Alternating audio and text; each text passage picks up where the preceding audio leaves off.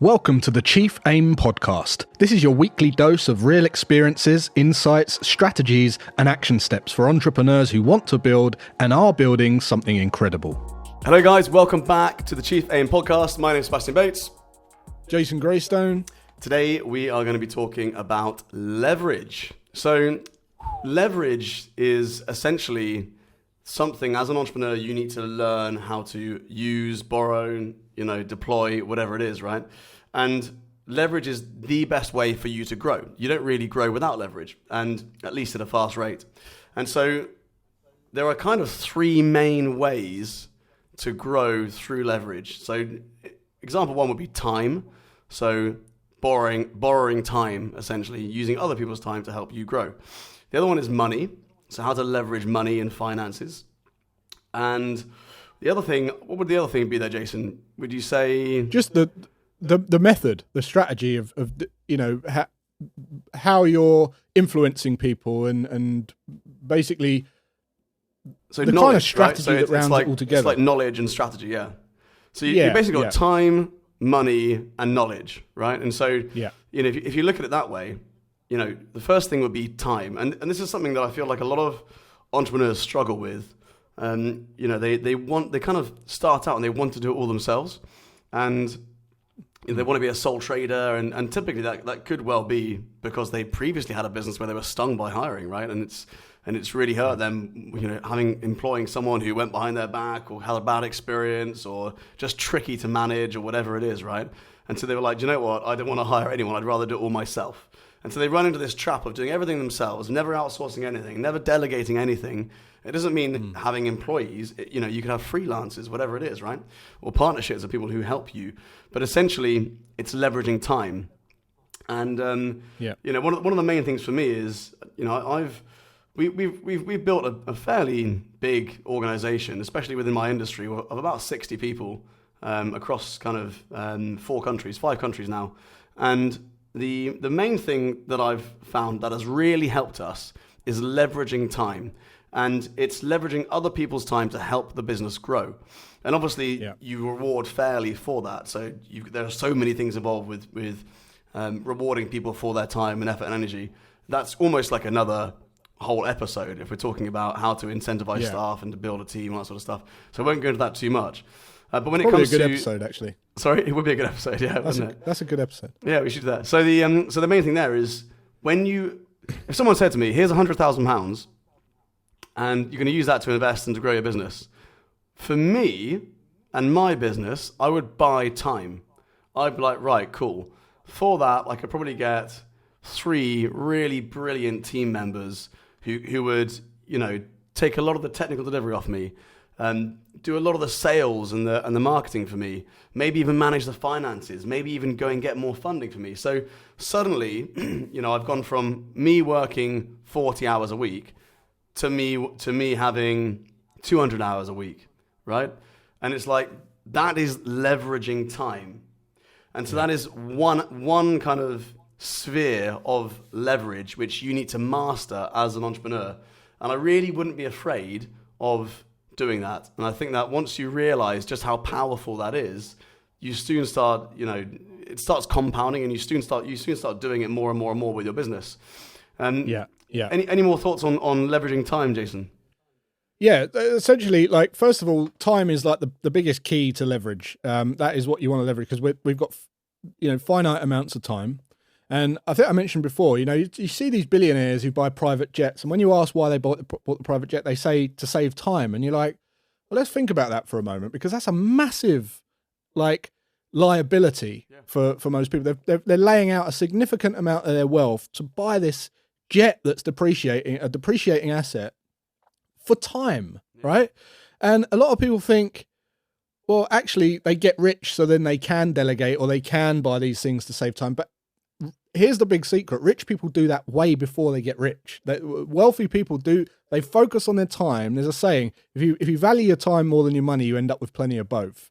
And it's this mindset where it's like, how do I free up more hours and how do I produce more per hour? And you want to do those things simultaneously. And to me, that's the objective of leverage. Yeah.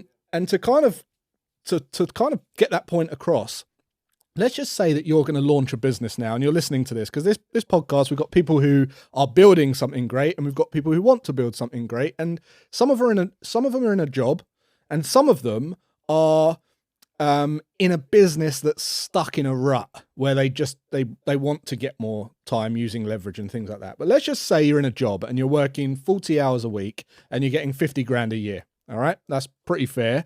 And you're doing 9 to 5. So it's 40 hours, 50 grand. If you want to then start a side hustle or start a business and launch a business, you've basically got to have the confidence to leave that job or that other part of the business. You've then got to match that profit, right? So you've got to get 50 grand, which means in the business, you've probably got to generate something between 90 and 100 grand to actually take that, unless you live in Dubai where tax is lower and all the rest of it. But realistically, you've got to bring in 100 grand to take 50 and then feel the confidence to replace your income to leave the job. Now, here's the kicker. You've got to make twice the revenue than you're getting in your job, but you've only got a quarter of the time because you've only got 10 hours a week to do that, right? You've got 10 hours between when you get home from your job to when you go to bed. And you might have 10 hours a week once you've messed around with your family and all the rest of it, right? That means you've got to be 8 times more productive during those 10 hours in that example, right? And the way that you become more productive is by focusing on those two things, freeing up more hours or producing more per hour. You have to be hyper focused. The way you can also do it is by getting other people on board, delegation, being more productive. So all these kind of strategies, skills, so that you can do things quicker, being very efficient on what you're actually doing yourself. So it's something to think about. That's ultimately the goal. You just want to be able to do more in less time. I think that's brilliant how advice. You do that is through time. Do you know what? Yeah. Time is one of the biggest spheres of this leverage. It's when you match the leverage of time with the leverage of money, with the leverage of knowledge, where it all comes together and it's like this kind of the perfect storm, right? But I love what you said about leveraging time and looking at the quality of time that you have. And it's like, do you want to do the gardening, or do you want to spend money on someone doing the gardening? So now you freed up an hour. The same thing for doing the cleaning, or doing the ironing, or even doing the cooking, or the kind of basic tasks that you're not massively inspired to do yourself, where you could be using that time to do something else. Some of the biggest changes I've had over the last 12 months, I've taken on an executive assistant who's amazing, just absolutely smashes it for me, and it was quite a big expense for me when I first took her on. I was like, wow, this is actually a lot of money for me to be paying out. And then I had a good conversation with her, and she said, look, you'll realize that it's worth the money.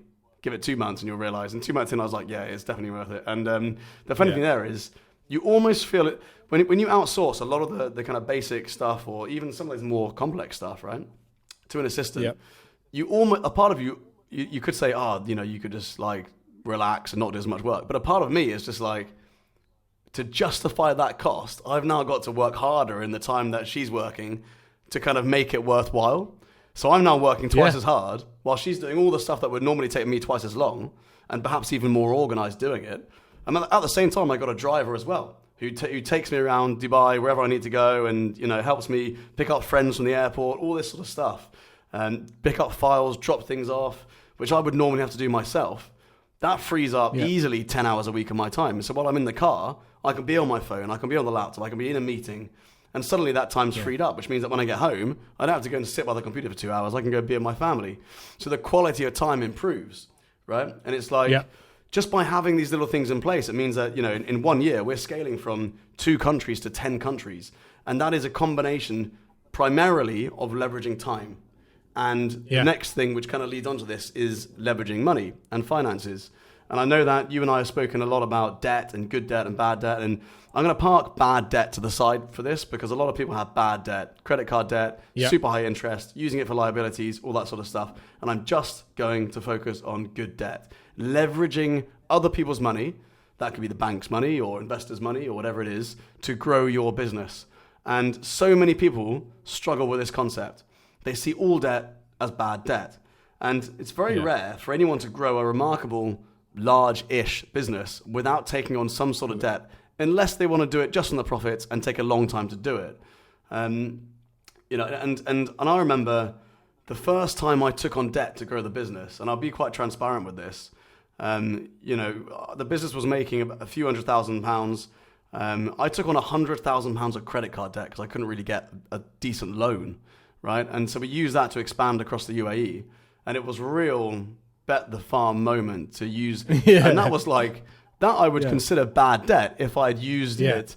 If I had used it for bad reasons, but I found credit cards with 0% interest rate for 24 months, and I worked it out, so I was only paying about 5% a year on this, on all this debt, which was good, right? But it had to work, because if it didn't work, the rates would soon go up to 20% a year or something crazy, and I'd have £100,000 of it, and that'd be just be done. So we had to make it work, and it's quite a cool entrepreneurial story, really, because it's worked out. But it'd be less cool story. I wouldn't be sitting here telling it. Probably, maybe I would. Who knows? But either way, we use that money for really good reasons. We basically had a concept which we tested in the market, and it worked. And as soon as you've got a concept which you've got proof of concept in the market, it works. As an entrepreneur, you've got to hit the red button and you've got to go for it. And if you don't do that, you're not being an entrepreneur, because you're not taking risks. Part of entrepreneurship is taking risks with money. That is literally part of entrepreneurship. Part one is understanding problems and trying to solve problems, coming up with ideas and solutions to those problems. And part two is taking risks, typically with your own finances or someone else's. And so the reality there is, that's entrepreneurship to me, right? It's finding a problem, it's fundraising for a problem, and it's solving a problem in whichever way you want to fundraise. And so, that by taking that leap within 3 years, our business grew by 10 times in revenue. Right, just within that 3-year period. In the last 12 months, we've taken on over £1 million of debt, and the goal now is to grow the business by another 3 to 5 to 10 times over the next 3 or 4 years in exactly the same way. And the cookie cutter, right? The exactly that's that. Tested. Proof of concept in a new country. Does it work? Yes. Double down and repeat. And I think that it's understanding that when you borrow, it is not your money. Right? Yeah. So it's the business's money. It's really important you separate yourself from the business with this. Otherwise, you'll be like, cool, now I can get that thing that I always wanted, or I can now pay myself Range more. Rover. You can't do anything. All your business has done is just increase its costs. Right? Yeah. But the way I now expand is, we might want to expand into a new country. So I'll take on £500,000 of debt. I'll expand into a new country, and I'll consider the monthly repayment costs as part of the expenses of that new business. And so the loan covers the cost of the repayment costs. And then 3 years down the line, the business is profitable despite that monthly repayment cost, right? So then you take on the money, it becomes a no money down deal, and 3 years later you're making profit without having to use any of your own money. And I think that, some people might see that as high risk. I don't. I think that's really low risk. But it often comes down to what you're comfortable with. But it's amazing to me, because I work with a lot of startups, and they're like, I know how I need to expand, and I'm like, what do you need to expand? And they say, well, I need to outsource Facebook ads and put a bit of money towards Facebook ads. Okay, cool. How much would that cost you? Oh, about £10,000 in the year. Okay, and what do you expect you would get from that in terms of revenue? Well, I should make about £20,000-30,000 from that, and they don't do it.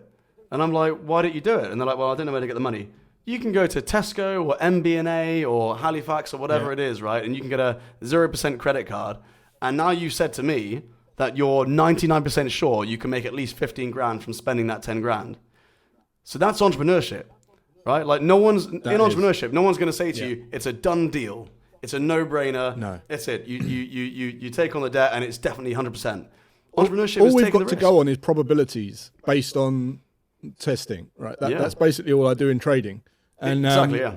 This is a quick shout out to the sponsor of this show, Shield, who help us deliver this podcast, along with all the social media that goes with it to help us get it out to more people, which leaves us to focus on just creating more great conversations. If you want to start, delegate, or optimize your social media or podcast, or if you want to build your very own online course or program, get in touch with the team at shieldglobal.io.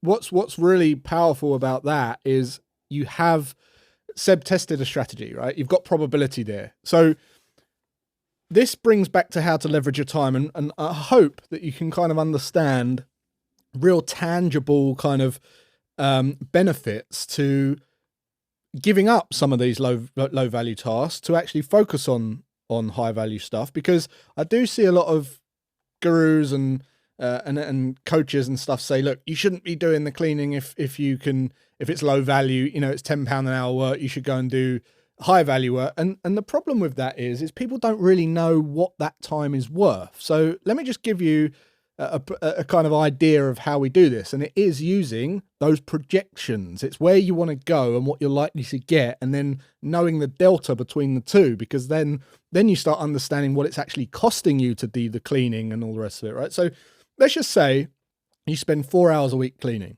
right? That's 4 hours a week. And you calculate that if you want to get a cleaner to do that, it's £80 a week, right? So you basically take the time that you've saved, which is 4, you divide it by 80, which is the cost. And when you do that sum, it comes to £20 an hour, right? Now, instead, what you do, so as a cleaner, you're earning £20 an hour, but instead what you do is you spend 4 hours planning, writing, and sending out a VIP newsletter on a Sunday, which is exactly what I did when I did the Always Free, right? Not that I was cleaning in the first place, but let's just say that I sacrificed cleaning, did 4 hours doing a newsletter, right? So then you get a projection. And the projection is, let's just say that I do 52 newsletters across a year, and I get 2,500 readers over that year, right? And let's just say 10% of those convert into a £50 a month subscription, which everyone's got a £50 a month subscription in them, right? That's 150 grand a year. So now your new strategy of not doing the cleaning, but doing that on a Sunday, is £721 per hour.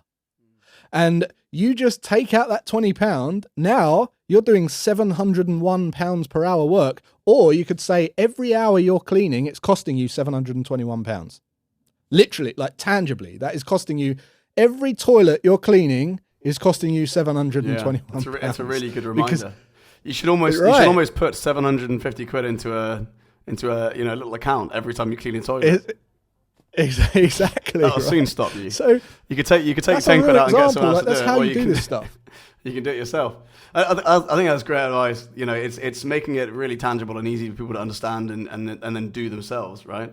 I guess the third sphere of this leverage is knowledge, right? So time, money, knowledge. Yeah. And knowledge for me is having a mentor or having a group of people, having accountability, having knowledge can even be leveraging time in order to do due diligence properly on something, on a project. But in my opinion, I think ultimately it's all time, isn't it? It all comes down, everything comes down to time, right? It's like time at the bottom, then money, then knowledge, or whichever way around you want to do it. But it's like finding mentors who have been there and done that so that you don't have to do it. They can teach you it quickly. Ultimately saves you time, right? If it saves you time, it saves you money. And it's a lot of people will look at it like, well, I can't afford a mentor. Okay, well, what's if you look at this big picture, what's the long-term loss of not having one? Both short-term and long-term, right? And then it's like, okay, well, you could have been where you wanted to be 10 years faster. So then it comes down to a case of, okay, well, can you leverage money in order to get a mentor, right? Is there something you can do in return to the mentor? Maybe you can trade swap. This is where negotiation comes in. Could you say to the mentor, look, I can do 10 hours of work for you in order for you to give me 1 hour of your mentoring. And guess what? That 1 hour mentoring, sometimes, I'll pay someone a couple of grand for an hour's advice, and it will save me tens of thousands of pounds. You might get nothing until the last minute, and then they'll just drop a bomb, and you'll be like, oh my God. I didn't realize that. And, if you're the sort of person who implements very quickly, it's very, very easy for you then to leverage that knowledge. Because here's the thing about knowledge, right? When people read books, they go to courses, and they spend all this money doing all this stuff. The way to properly leverage knowledge is to implement very quickly, right? Yeah. People who implement quickly are experts at leveraging knowledge. And if you leverage knowledge in that way, you go to a talk and you do 3 things from that day. Like on the way home, in the taxi or the train or whatever it is, you're implementing straight away. Like I'll be at workshops and I'll be delegating while I'm there. Like an idea will come in, I'll be like, tap, tap, tap, tap, tap, delegate, bang. They literally. I build stuff out in the workshop. I build it in the workship. It's like the information flows through me and straight into the team who are there ready to take on any of the changes we need to make or the innovations we want to build. And I think that is the key to knowledge leverage is implementation. But ultimately it's bringing all 3 together. right? And all three together. when you can leverage knowledge, time, and freedom, and you can create that, knowledge, time, and money, and you can create that perfect storm, that is when you accelerate the fastest. So I guess the trick to leveraging each of those properly, the first one would be knowledge. So, being really good at implementation is the fastest way to leverage knowledge. In terms of time, get quicker at learn your shortcuts, right? Exactly. Get quicker at the actual stuff that you do well. Yeah. Leveraging time, I would say the quickest, the best way to leverage time is being acutely aware of where you spend it, audit your time, and value your time. And the third thing is money. Always asking yourself, where can I use other people's money to grow this or to use this? Always negotiating and always looking for other people's money to grow your own business is a really powerful way of doing it. And I think if you can do those three things, you're gonna be building that perfect storm. Those would be the three bits of advice I would finish off with there, Jason. Amazing. What are your thoughts? Yeah, on that? no, I would just, I'd just, mirror what you said. We've got a saying in our business: how can we get the next thing for free? And it's how can you take the next step for free? And you start at free, and then you work up to as minimum spend as possible in terms of outlay money, and you get a fair exchange with someone. And that's, that's sent us a long way. So. Absolutely. Brilliant. I love that. I feel like each of those could have been a separate podcast as well. Do you know what I mean? Yeah. But I think we've kind of scratched the surface quite nicely on all those. So hopefully that's useful for everyone. Yeah, hopefully. Let us know in the comments, as always, and maybe we'll do a deep dive on each of those. We really love these podcasts, so this is not something that's going to go away. We're going to just carry on doing these things until we've literally got nothing to say, but I doubt that's ever going to come. So we seem to come up with things quite quickly, don't we? So let us know if you got value, and until next time, guys, take care, have a great rest of your day, and we'll catch you then. If you're enjoying these podcasts, be sure to subscribe so you never miss an episode. And if you're really getting value from these, we'd really love it if you could let us know on our review page. We'll see you next week.